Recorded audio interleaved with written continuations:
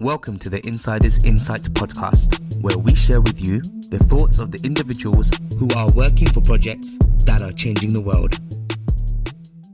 Thank you to our sponsor, Creditcoin, the building blocks of trust. For more details, please visit the show notes below. Welcome to this very special episode of Insider's Insight, presented by OffChain and co-presented by BSN. Today, we're going to have a debate between Michael Kong of the Fantom Foundation, a Layer 1 smart contract platform, and Yifan He, the CEO of Red Date Tech, who is the main architect for BSN, which is an initiative that is here to promote public chains that do not rely on cryptography for security. Last week, Yifan wrote an article that was picked up by Cointelegraph, stating why he believed that all assets related to blockchains were Ponzi's. But before we get to that, I'm going to get both Yifan and Michael to explain why they do or they do not believe that coins or tokens are essential to public chains and protocols that run on top of them. Michael, why don't you begin by stating your case? Yeah, well, first of all, thank you very much, Yifan. It's great to meet you. I think this is the first time we've actually talked together before, and thanks Sean for hosting. The thing about blockchains, right, is that there's multiple value adds of blockchain technology, right?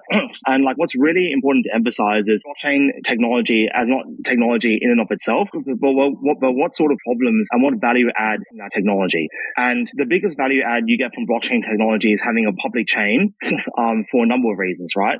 One is that the public chain it allows people to basically build applications and allow people to communicate on a peer-to-peer level, right? So in most traditional applications out there, you have to use a centralized third party, right? Whether it's a banking system, whether it's a marketplace, a trading place, whether it's, for example, the sharing economy, you still have to use a third party, and using a third party has a number of risks associated with it, right?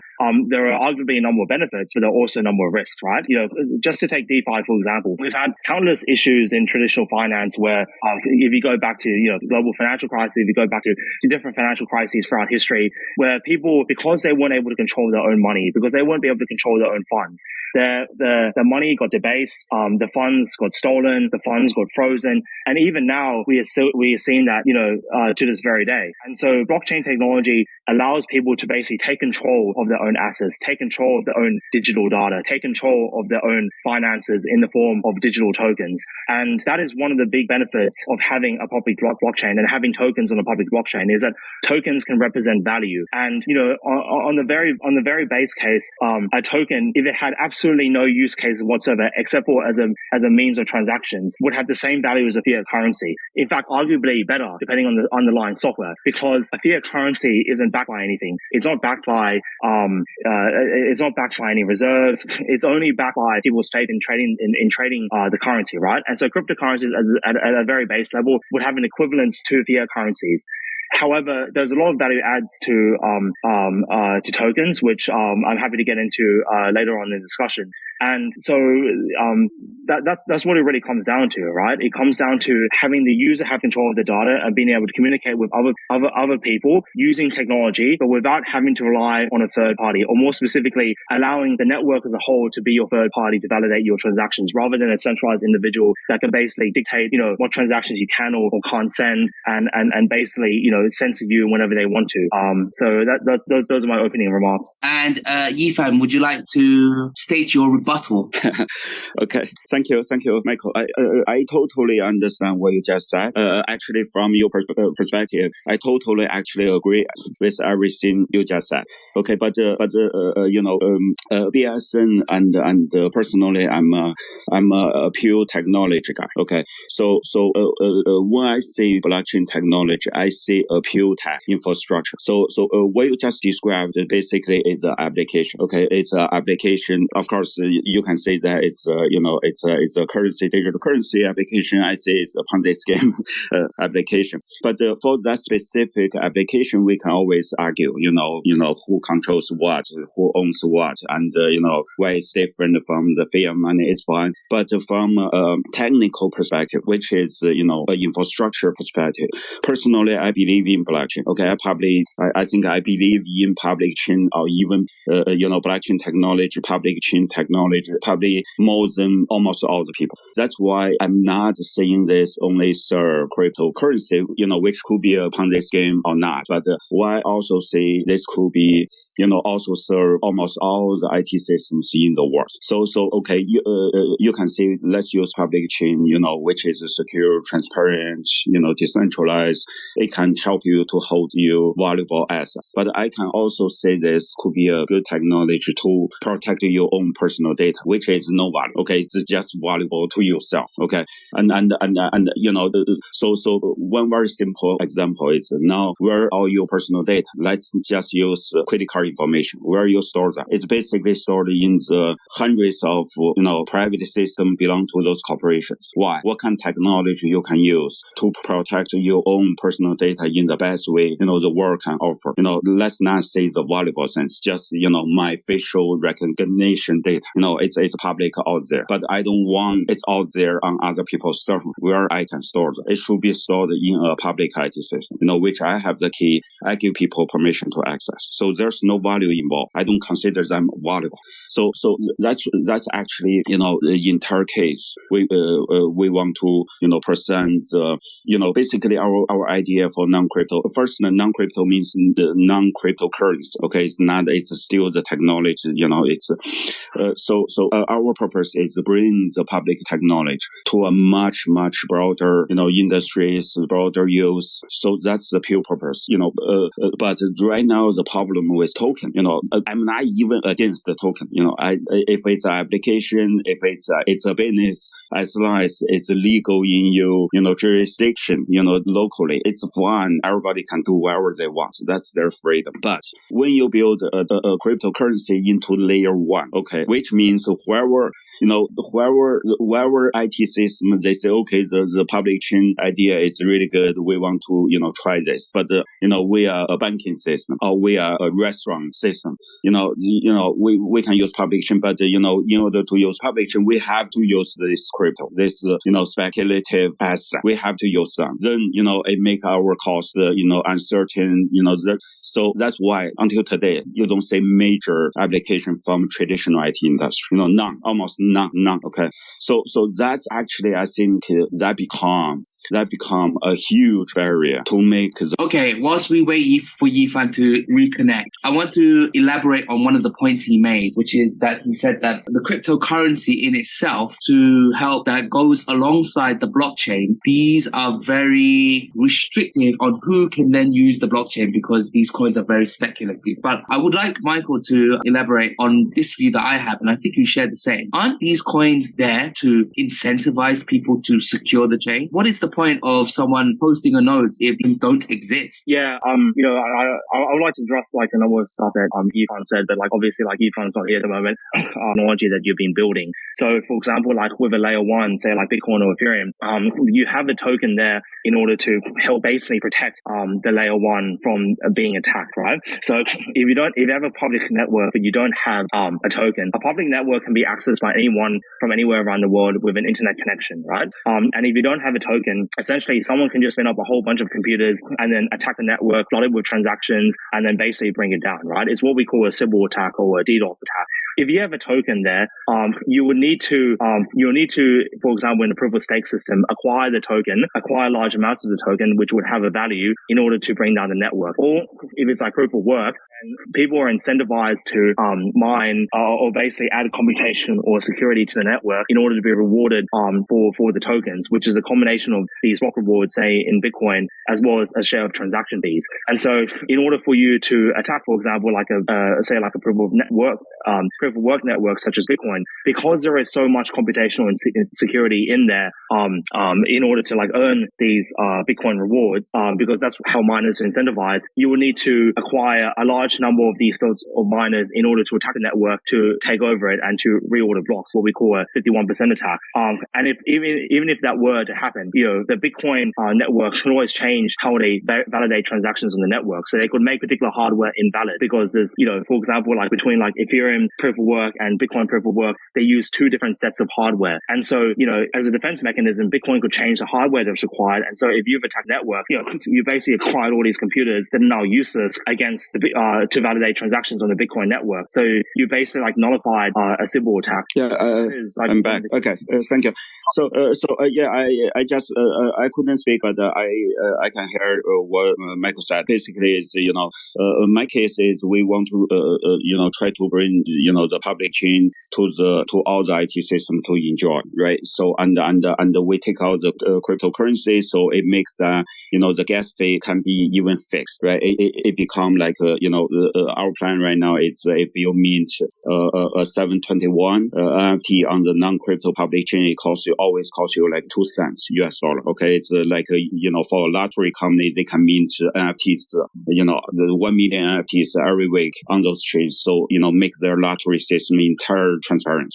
But of course, Michael's argument is okay when it becomes so cheap, how you prevent the 51% attack, right? Because it's so cheap, I can set up whatever validator node you have, I set up more than you, then I vote and basically even convert this non-crypto into a crypto chain. So how you do that? So that's actually, please, you need to rethink about this. Okay, this is IT infrastructure to serve all the IT systems. You cannot think this as a crypto chain. Just serve crypto people. Just like AWS, what's the largest IT system right now in the world? It's called AWS. It serves millions of companies and it's backed by one single company. Okay, and ironically, 85% of the nodes for all major public chains hosted on AWS, Microsoft, and Google. Okay, actually 3 not very decentralized cloud services. So our non-crypto public chains, everybody can download the full nodes, archive nodes. They can set up their nodes, access it, just like public chain. But the validator nodes will be hosted by 20 to 40, international well-known companies. Those 20 to 40 companies actually manage the networks. Okay, when we launch, we will have 5. We are recruiting, all kind of companies right now, all major ones, and we believe, by end of this year, we will have 10 validator nodes. Of course, people say, oh, it's only 10. It's when we have 10 major companies managing this network, this is already the largest decentralized, IT infrastructure in the world for, a traditional IT purpose. Okay, it's not for crypto purpose. So when we reach like 20 to 30, it's the most secure network in the world. It's better than AWS. Okay, so if you see this from of course for public chain people, I mean crypto public chain people, they say okay, this is not public chain. There's no way people can run a crypto public chain kind of public chain to do IT business. Okay, infrastructure business. Like I said, it's AWS, Google, Microsoft, they host 80% more public chain nodes, and they are only one company. Why you even trust them? Why? They can delay everything they want. They can delay today. AWS can shut down entire network today. Why you even trust them to host those kind of decentralized nodes? It's very anarchic, from a technical perspective. Everybody call it's decentralized. It's actually hosted, and there's only one internet. I mean, there's a group of people can shut down entire internet today. Why you even build public chain on internet? You guys should build your own fiber, optics and host everything. So it's truly we can solve all the problems. It's everybody working together. Trust me. Eventually, the blockchain technology, this kind of public IT system, this public chain, eventually, trust me, the consensus will be changed. Okay, the consensus will be gone because from a pure technical perspective, I mean, only a very small group of business transactions. What I mean transaction is process. Okay, the business transactions and process require a consensus on the data format. It's a very small portion of IT process requires that. Most time you just send me the data, make sure everybody receives the same data. After I receive the data, I can just put them into Oracle. Why I even care? To save in the same blocks format or something like that. It's just for a certain applications. So that means there's a lot of ways to make IT infrastructure safe. There's like AWS has the best security in the world. Because so many governments, big corporations put the entire their business data on AWS. If it's hacked, that value is more than all the public chain valuation add together. But AWS still, that's the point I want to make. Thank you. Michael, so Yifan just made it about AWS basically hosting the majority of the world's data. AWS, Google, and Amazon. Well, what do you think about his points? Yeah, Yifan made a lot of points, and just to address the last one that he mentioned there about AWS, Google, etc.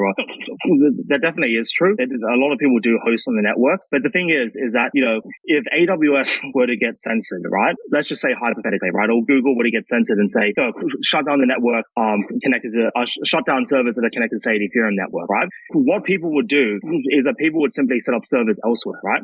The reason why they have a lot of servers at these jurisdictions like Google and AWS, etc., right, is because of economies of scale, right? Is because it makes economic sense. But there's an incentive clearly for AWS and Google to maintain good servers for these blockchain platforms. Because if they don't, they'll simply go elsewhere, right? And the key point here is that blockchains are not forced to use a particular service provider, right? They're not forced to use Google. They're not forced to use AWS. They're not forced to use any cloud provider at all. You can set up your own private cloud cloud systems you want as well. And in fact, a lot of people actually do that as well. So I guess kind of my point here is that you can argue about the level of decentralization at all points of the web, right? You can also argue that since the internet apparently isn't that decentralized, and there are 7 keys that to people who could supposedly control the whole internet, which isn't exactly true.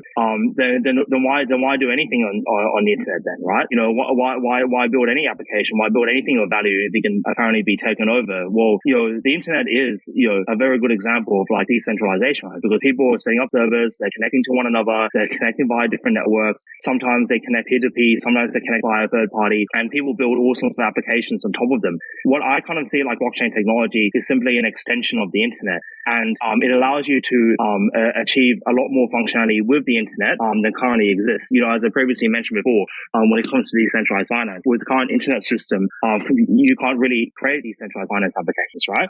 You can't create, for example, a DEX that swaps between one currency to another currency and have it not controlled by a third party, right? Where the third party can freeze your funds, can take away your funds, can reverse your transactions, etc. On a public blockchain, it's very difficult to perform those sorts of actions, right? So there is choice amongst cloud providers. I mean, Yifan kind of began, and I don't really understand what he's saying here. He says that he's a technologist, and I would say that I'm also kind of a technologist as well, and maybe he's a bit more of a technologist than I am. I'm not sure. And then he started talking about how what is technology rather than sort of the application. Yeah, I need to cut in right now.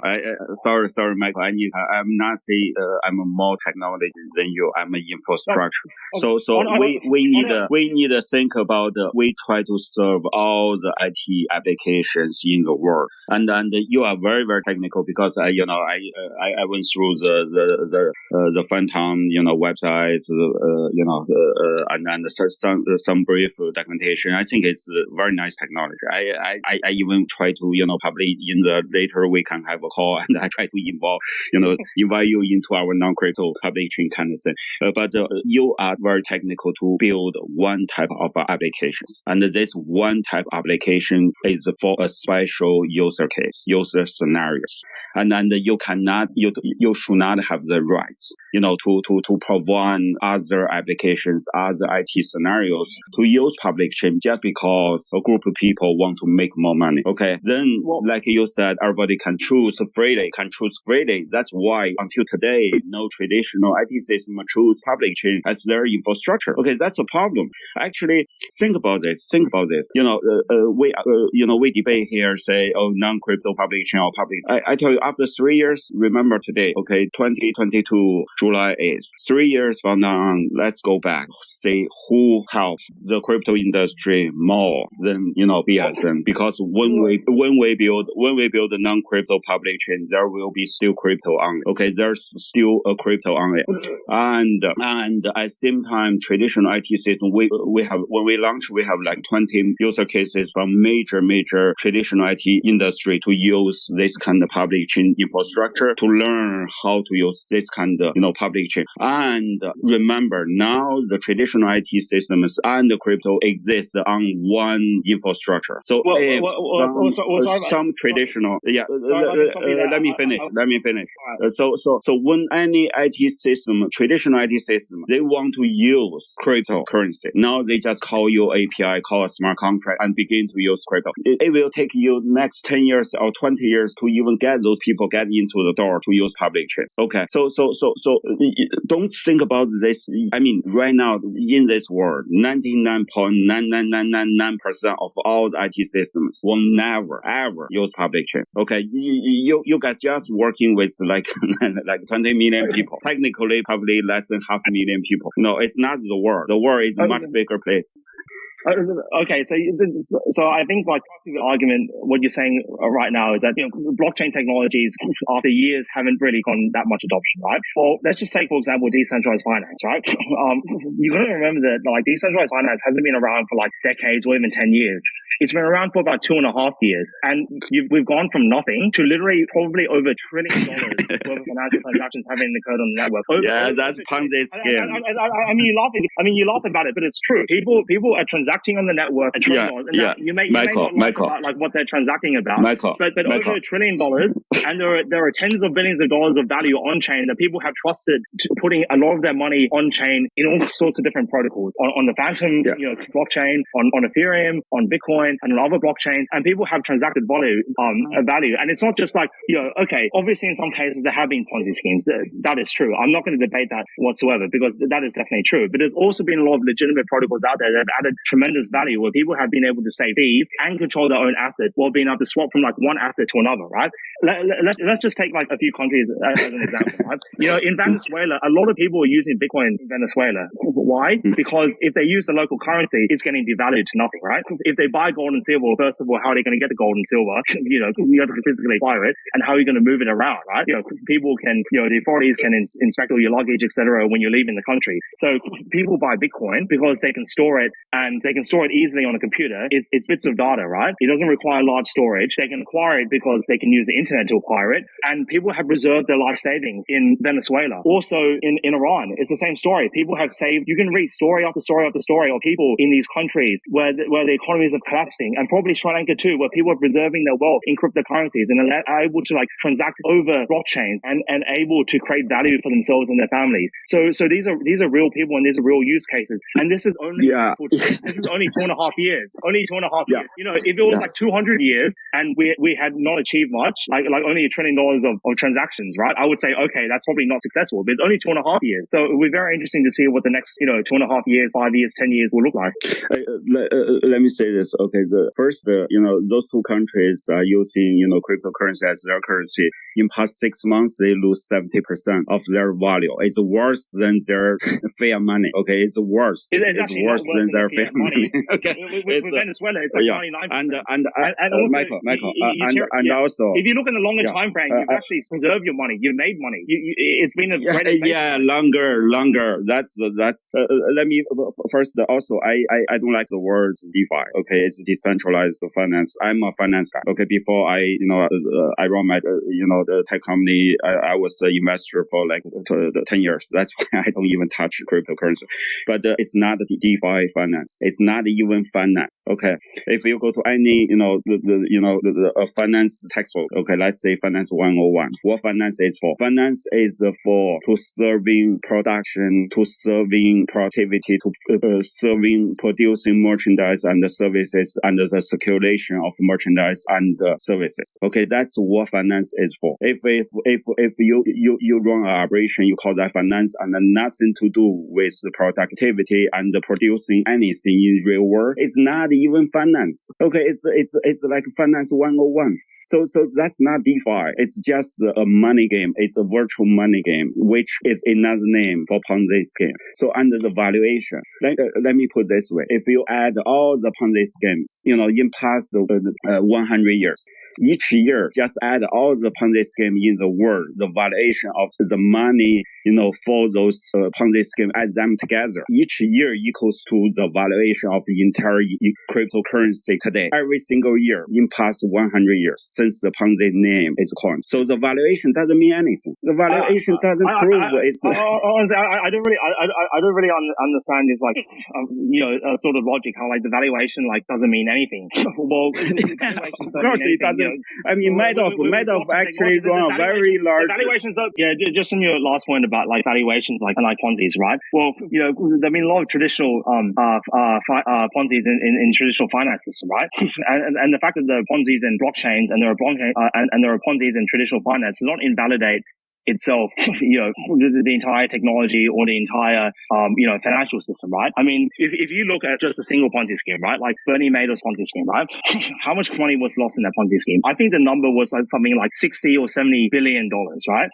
If you total the amount of cryptos that were stolen, that were, rug pulled as they called, that were Ponzi's, it would only equate a single Ponzi scheme that has existed. Well, it wouldn't even equate that. And when you take all the other like financial scandals that happened, for example, like the global financial crisis, how people were leveraging mortgage-backed securities and certain institutions were selling mortgage-backed securities that they knew were junk to other people in order to get their money. That was trillions of dollars, and a lot of people were hurt because of it. So just because there are like bad actors in that use a certain technology, it does not necessarily like invalidate the whole technology. And I'm not really sure what you mean by the valuation is like meaningless. If we're talking about like the fundamental nature of technology and the use cases, I mean, we can talk about that. But in terms of like the term DeFi that you don't really like me using, I mean, this might be like a bit of like argument about like definition. Well, what's the definition of like finance, right? Well, take for example like swapping one asset to another, as like a trade. The trading systems, online, obviously, the stock exchanges, etc. There's similar sort of behavior across public chains as well. So I would call that by definition finance. Now you can say that that's illegitimate in some sort of way, or it's used for illegitimate purposes, but I would say by definition that is a financial form of activity. Yeah, Michael, what you just said, I totally understand. Okay, don't really hate me for currencies upon this scheme. Let me give you in the example, also Ponzi scheme. I think the entire fiat money system is also Ponzi scheme. Okay, it's not only to. I think most. I think we agree on most. Yeah. I know you like this, but let me tell you why I still trust. Because the fiat money, the sovereign money, the nation behind the fiat money, they have power, several powers.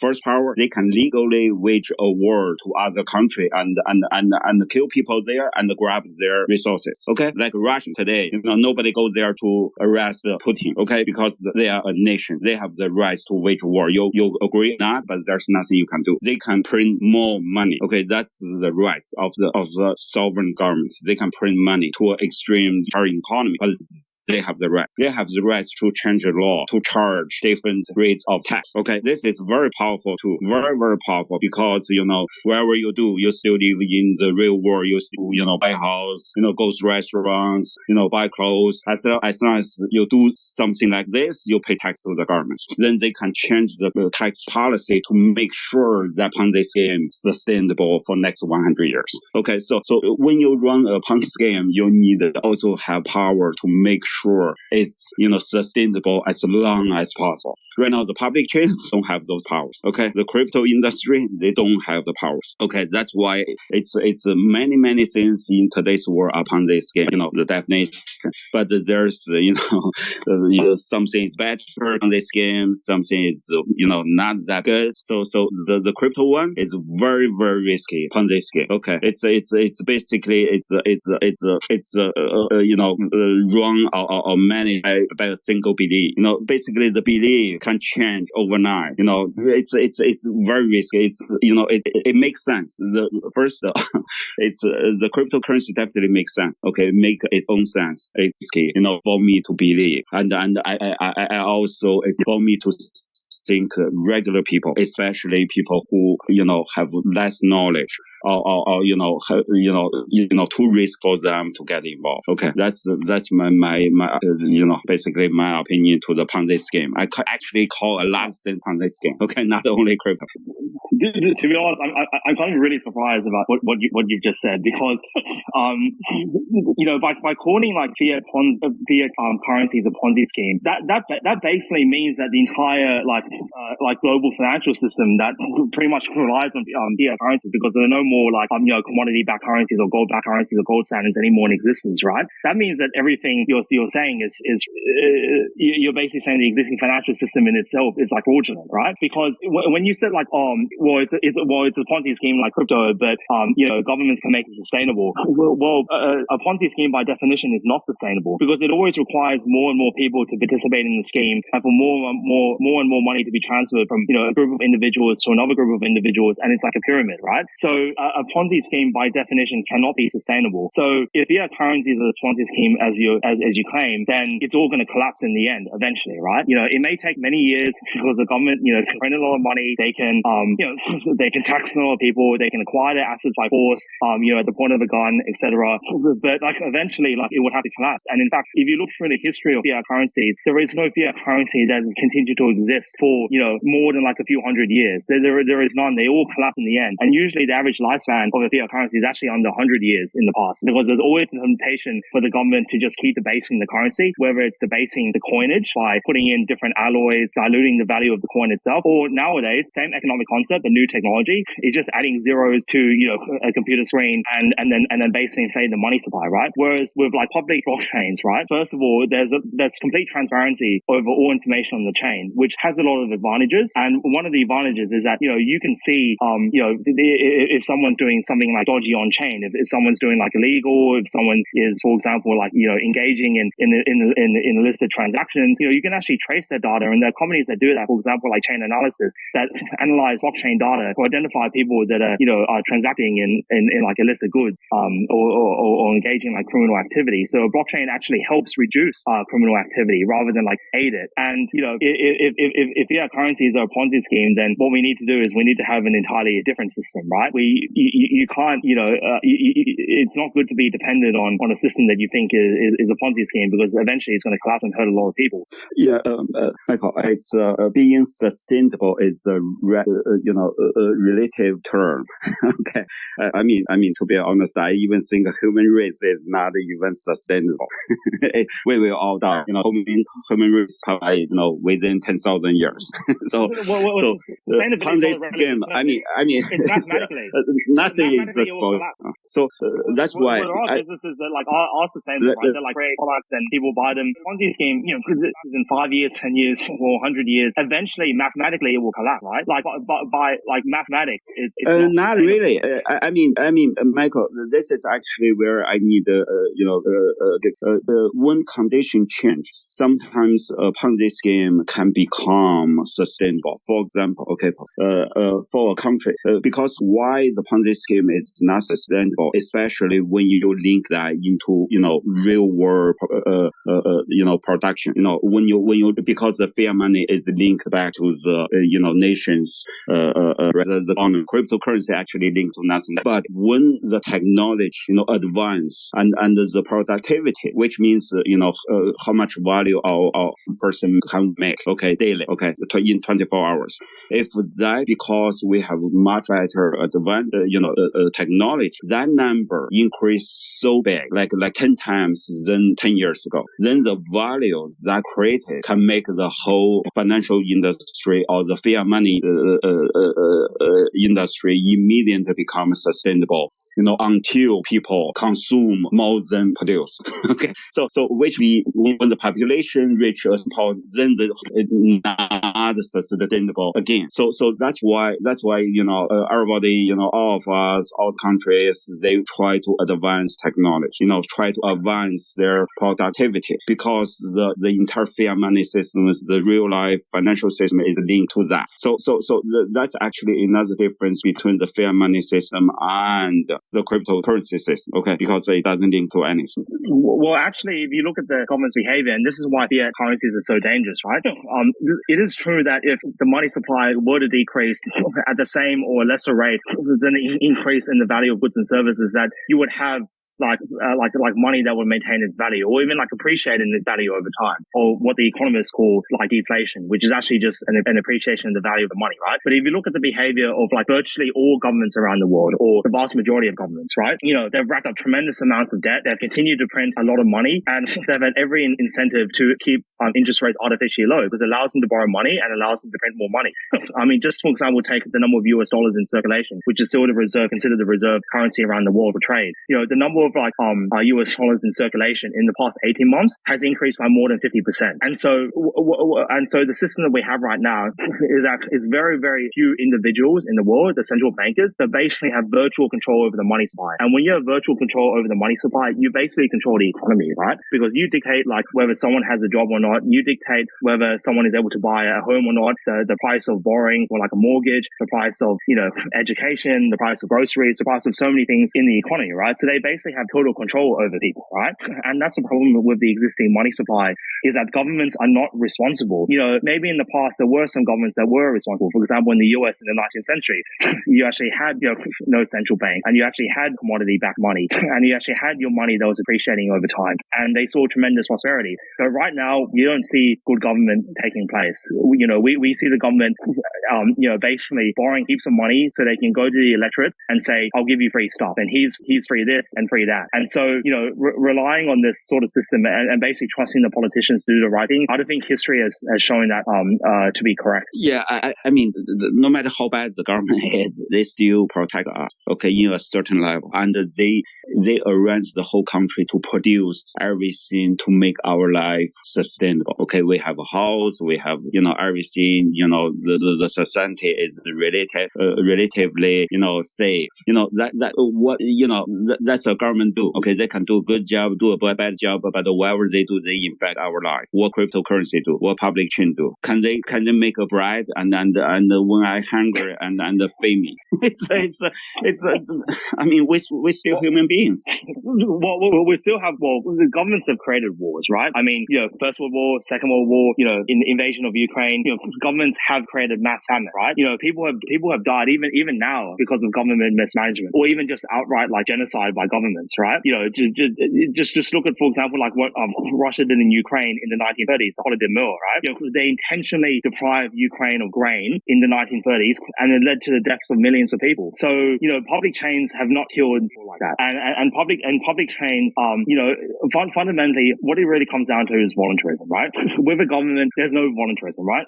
It's all based on the concept of coercion, right? You have to do what the government tells you to do, right? You have to pay your taxes, or they'll throw you in jail. You have to, conform in a certain way, or if you don't, there can be consequences because the government has a monopoly over, basically like over your lives, right? Whereas with a public chain, people can choose between different technologies, people can choose between different applications, people engage in voluntary commerce, and voluntary commerce, such as in China and elsewhere, is what's led to tremendous amounts of economic growth. When you allow people to make, choices as to like what, assets they want to buy, what they want to trade in, what they think, is valuable to their lives, whether you agree with it or not, is kind of a separate issue, because value ultimately is subjective to the individual, right? You may like particular things that I don't like, and I might like particular things that you don't like. But in the end, if we get the assets or value that we like, then that's what increases happiness, right? And so, it's voluntarism in the end that leads to prosperity. And blockchains are entirely voluntary. Nobody forces you to use a blockchain. The government doesn't force you to use a blockchain. You can choose to use a blockchain, or you can choose not to use a blockchain for whatever reason you like. Michael, whatever you just said, I totally understand. But still, until of the cryptocurrency to the production upon this scheme, simple as that. And when the cryptocurrency link back to the productions, productivities, merchandises, then it begin to infect the government. Okay, until then, it's a Ponzi scheme.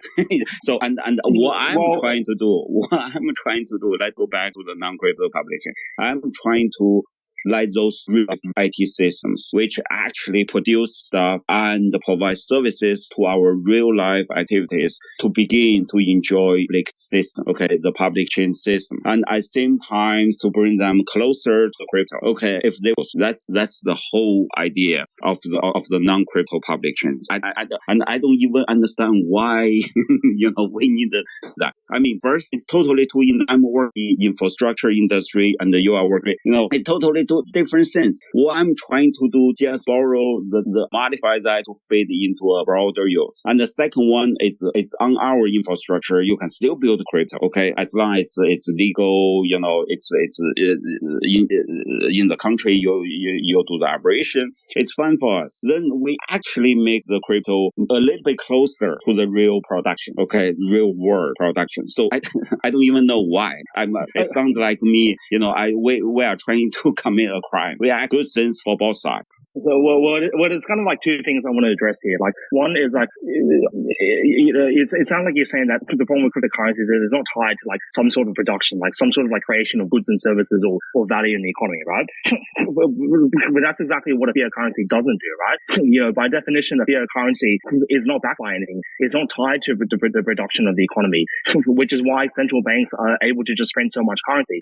As I mentioned before, in the past 18 months, the number of US dollars in circulation has gone up like more than 50%, right? And it's not because, the economy is 50% more productive. It's not because the GDP of the US is 50% higher than it was 18 months ago. It's because they discredit this currency out of thin air. And if they can create the currency out of thin air, it means that it's not tied to any sort of production. It's not tied to any sort of commodity. It's not tied to gold. It's not tied to any basket of goods and services. In and of itself has no value, right? Except government enforcement, which is, you have to use this for legal tender, right? But it's not actually tied to any sort of like productive activity, right?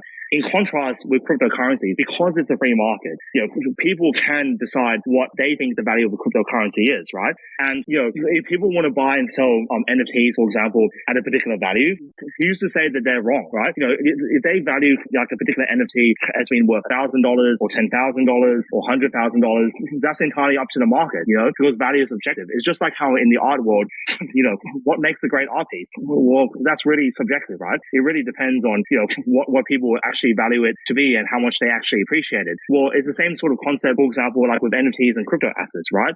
Or when it comes to, these, what I would call financial transactions, right?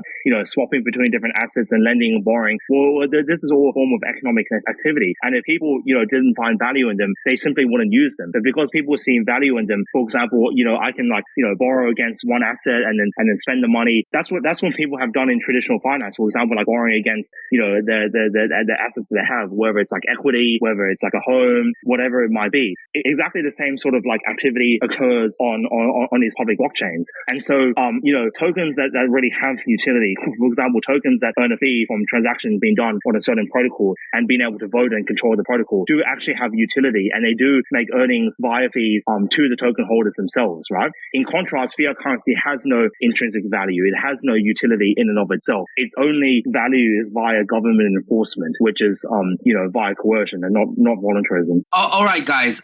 We're getting close to 10. So what I'm going to do is I'm going to ask you guys to have some closing statements, and then after that we'll open it up to questions from the audience, if that's okay. So maybe Yifan, you can start with your closing statement, and then we'll go to Michael, and then we'll open it up for questions from the audience. So today, actually, the plan was to basically debate crypto and non-crypto public chains, what's their business scenarios, but to be debate on the if the cryptocurrency is so it's it was so let me emphasize again what we're trying to do.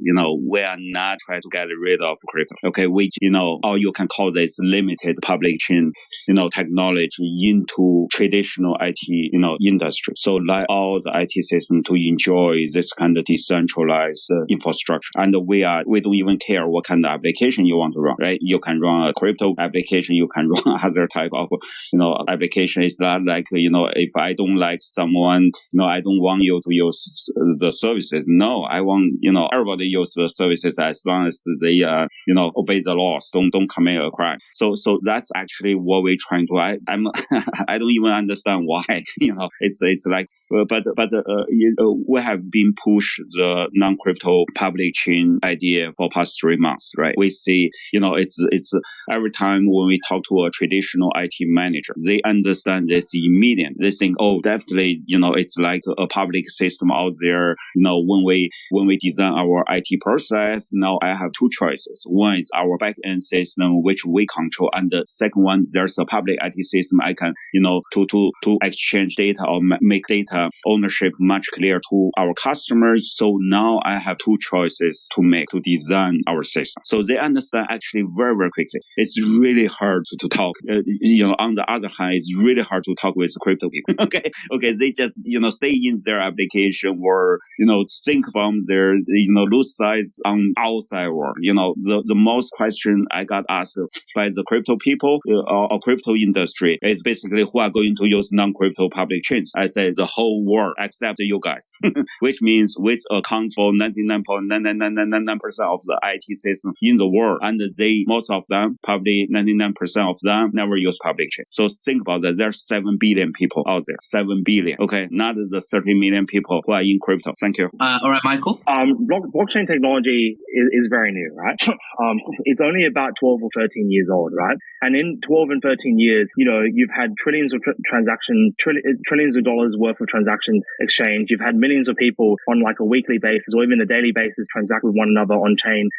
There is tremendous amount of value and already usage on chain, and yet the technology is still very, very new.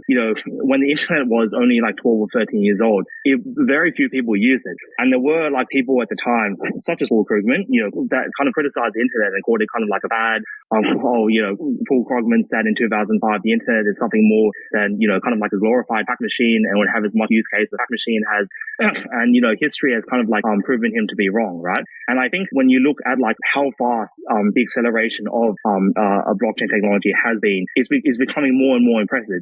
As I outlined kind of like earlier in the conversation, if you take DeFi, only 2.5 years old, 2.5 years ago, zero value. Now, over $1 trillion worth of transactions and tens of billions of dollars of people have stored, savings, have stored value, have stored assets on chain in many different forms across many different chains. And so, I anticipate that as the underlying technology improves, which is accelerating, there'll be more network throughput, more people will be able to use blockchain technology faster, cheaper, and more securely. And we're going to see accelerating adoption. And actually, if you look at any metric, right, year after year, we've had more and more people use blockchain technologies. We have more and more people engage in all sorts of transactions, and we've had more and more use cases come on board. For example, like people trading in NFTs is also only maybe around 2 or 2.5 years old in reality. And there is, obviously a lot of tokens out there that don't have a lot of value. Just like the beginning of the .com era, there were a lot of internet companies that didn't really have any value. A lot of them, kind of disappeared, and new ones came across. And there were